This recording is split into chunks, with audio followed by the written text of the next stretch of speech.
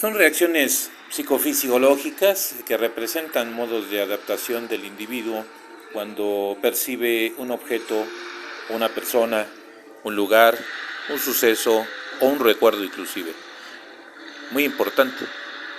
Psicofisiológicamente, las emociones, a las que nos referimos en este tema, alteran la atención, hacen subir de rango ciertas conductas, guía de respuestas del individuo y activan redes asociativas relevantes en la memoria. Los sentimientos son el resultado de las emociones.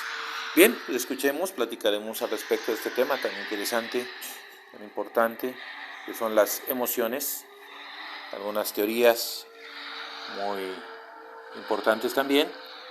Así lo saluda su amigo de siempre, el maestro Héctor Herrera. Saludos a todos nuestros nuevos suscriptores, en especial a Ernesto de Cuernavaca. Gracias y buenas tardes.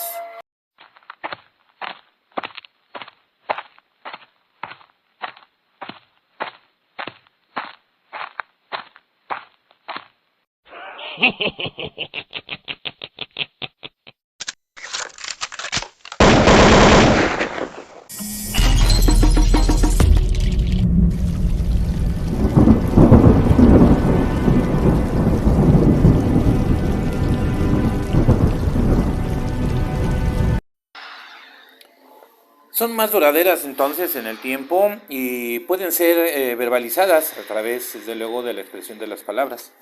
Fisiológicamente, las emociones organizan rápidamente las respuestas de distintos sistemas biológicos, incluidas las expresiones faciales, por ejemplo, los músculos, la voz, la actividad del sistema nervioso autónomo y la del sistema endocrino, por ejemplo, pudiendo tener como fin el establecer un medio interno óptimo para el comportamiento más efectivo. Los diversos estados emocionales son causados por la liberación de neurotransmisores o neuromediadores, o conocidos como neuronas, que luego convierten estas emociones en sentimientos y finalmente en el lenguaje. Conductualmente, las emociones sirven para establecer nuestra posición con respecto a nuestro entorno y nos impulsan hacia ciertas personas, objetos, acciones, ideas, y también pues nos alejan de otros. Las emociones actúan también como dispositivo de influencias, desde luego en este aspecto de carácter innatas o aprendidas. Poseen ciertas características invariables y otras que muestran cierta variación entre individuos, entre grupos y culturas. Los modelos de emociones básicas proponen la existencia de emociones atómicas o discretas, a veces permitiendo que varíen en intensidad y que se combinen para generar emociones más complejas y matizadas. Por ejemplo, Paul Ekman y colaboradores por ahí de 1983 propusieron patrones para 6 emociones básicas que parecen ser biológicamente básicas y universales en todas las culturas. Nos referimos a la sorpresa, al asco, a la tristeza, ira, miedo, alegría o felicidad. Esta lista de emociones básicas se convirtió en la propuesta con mayor aceptación, recibiendo el nombre de las 6 grandes emociones. Se consideraron desde luego básicas en dos formas: en el aspecto psicológico y en el aspecto biológicamente hablando, debido a que no contienen otras emociones con relación o con prelación, es decir, anticipación a lo que son estas innatas. Ekman y colaboradores influyeron en la investigación subsecuente en la búsqueda de patrones de la emoción con diferentes respuestas en el sistema nervioso autónomo que dieron soporte al punto de vista de las emociones básicas. Sin embargo, estudios posteriores señalan que el grado de especificidad del sistema nervioso autónomo puede ser dependiente del contexto, por lo que persiste el debate incluso acerca de la existencia misma de las emociones básicas. Esto lo establece en su obra Barrett en 2006. Los resultados de una metaanálisis o un metaanálisis sugieren que las emociones negativas y positivas pueden ser diferenciadas en el sistema nervioso autónomo, pero no necesariamente emociones específicas. En contraste, otro metaanálisis mostró una considerable especificidad autonómica del miedo frente a la ira. Otro modelo popular de emociones básicas es la llamada rueda de las emociones de Robert Plutchkin. Él establece o habilita 8 emociones de ellas. Otros psicólogos han empleado análisis de dimensionalidad, como el análisis factorial, para estimar dimensionalidad intrínseca del espacio de las emociones.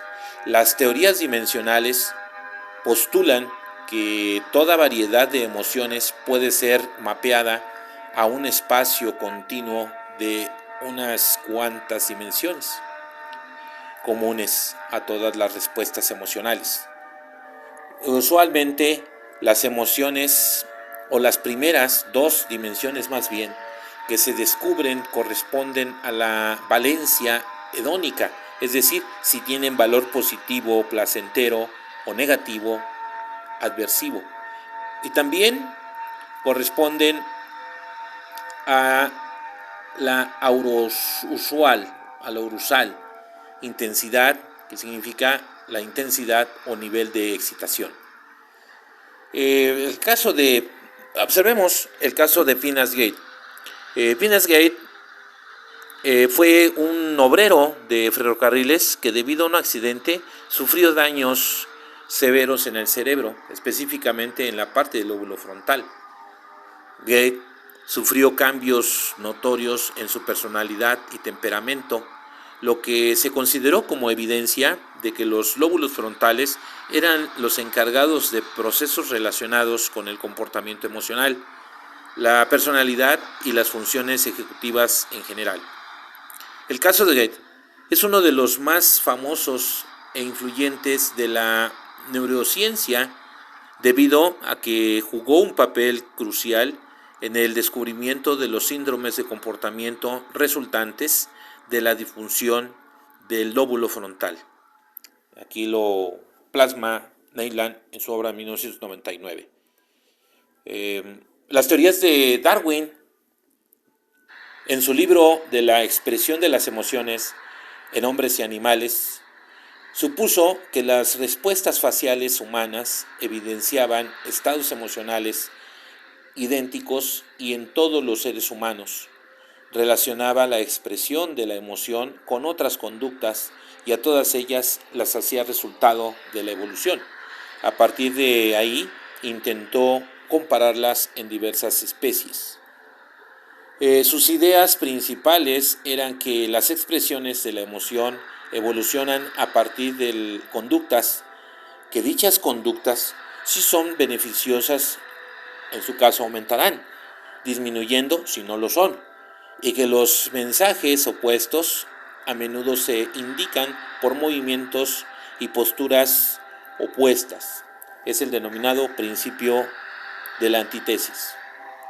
En su caso de las teorías mencionadas por James Lange y Carl Lange, ellos propusieron simultáneamente, pero de forma independiente, en 1884, una teoría fisiológica de la emoción.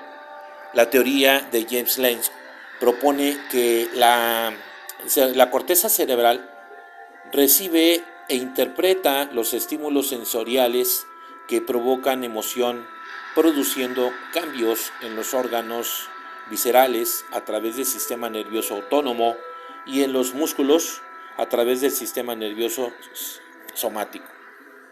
En su caso de la teoría de Cannon-Barr, propuesta por Walter Cannon como alternativa a la teoría de James Lange, Philip Barr la amplió y la difundió. Según esta teoría, los estímulos emocionales tienen 2 efectos excitatorios independientes.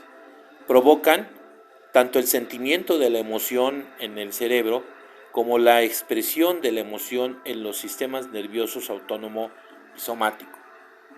En 1937, James Papez, él sugirió un esquema anatómico para el circuito neural de la emoción, conocido como el circuito de Papez. El circuito comienza cuando un estímulo emocional se presenta.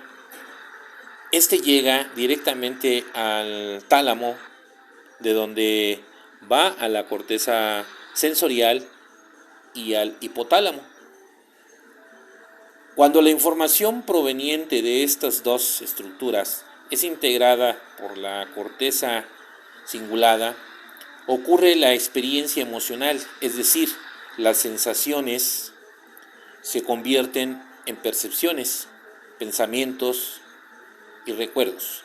Papez demostró que la corteza cingulada y el hipotálamo están interconectados mediante el núcleo anterior del tálamo, el hipocampo y los cuerpos mamilares, y que estas conexiones son necesarias para el control cortical de la expresión emocional. El denominado síndrome de Kluver-Buck, en 1937, Kluver-Buck, P.C., Bussy, demostraron el papel fundamental de las estructuras del lóbulo temporal en las emociones. Le reiteraron a Monos Rhesus los dos lóbulos temporales y se produjeron una serie de conductas llamado síndrome de Kluver-Bucy. Obviamente es un incremento del comportamiento de la exploración. B, pérdida de la reactividad emocional. C, hipersexualidad. D, tendencia a examinar objetos con la boca. Y E, coprofagia, es decir, ingestión de heces. Dentro de estas teorías, pues hay muchas teorías más que postulan en relación a lo que son las emociones, y que desde luego es una condición tan interesante y tan importante el descubrimiento prácticamente, los estudios relacionados con los comportamientos, los sentimientos, las emociones, prácticamente que dan resultado los sentimientos, y que todos los estudiosos de la materia, neurólogos, psicólogos, psiquiatras además, que han postulado y que han dado sus expresiones y sus teorías al respecto, con el manejo y obviamente la identidad de las llamadas emociones, su origen, ¿verdad? Incluyendo pues obviamente el sistema, decíamos, autónomo, el sistema también desde luego neuronal, que interviene desde luego y claramente en el comportamiento, en los pensamientos de los individuos. Muy bien, amigos, si les gustó este video, denle manita, denle like, ayúdenos a trasladarlo. Saludos a todos nuestros suscriptores.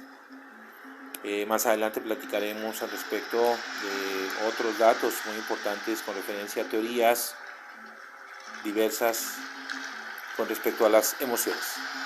Amigos, se despide de ustedes, su amigo de siempre, el maestro Héctor Herrera. Buenas tardes.